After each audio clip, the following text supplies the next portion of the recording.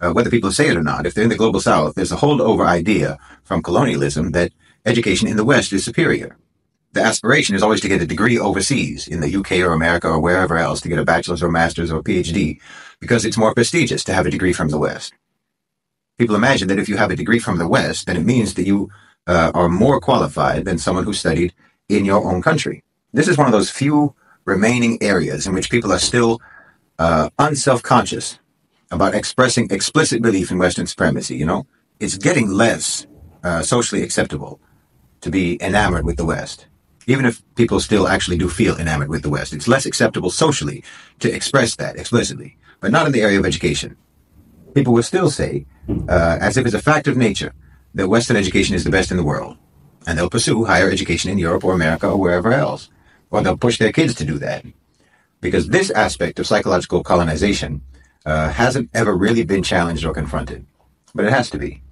This is a crucial point, really, because this mindset is going to block everything else about psychological decolonization. I mean, I'm sorry to put it this way, but if you think that whiter education is higher education, then you'll never be able to see yourself or see your teachers or see your scholars or your experts as anything but inadequate and inferior. And of course, this is a false perception of reality imposed by colonialism and Eurocentric narratives that forever casts the people of the global South as nothing but supporting side characters in the story of the world. And that story is a work of fiction. You're not only believing lies about yourself and your nations, but you're believing lies about the West. Lies about the West that even Westerners don't believe anymore. I mean, it's a strange state of affairs when the only people left in the world who still cling to the idea of Western supremacy are non-Westerners.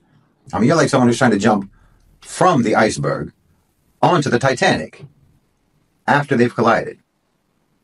For too long, we've been led to believe that Western education is supreme, that a degree from the West is more valuable and signifies a greater level of expertise and higher standards than a degree from one of the universities in our own country. But look, higher education in the Muslim world and in the global South not only competes with the West, but it often surpasses the West. That's the reality. Our people are just as intelligent, they're just as educated as Westerners, and usually even more so. It's not prestigious to hold a degree from the West. That doesn't make you any more qualified or more capable than anyone else. Our education institutions in the global South and in the Muslim world are nurturing some of the brightest minds on this planet. Minds that challenge the status quo.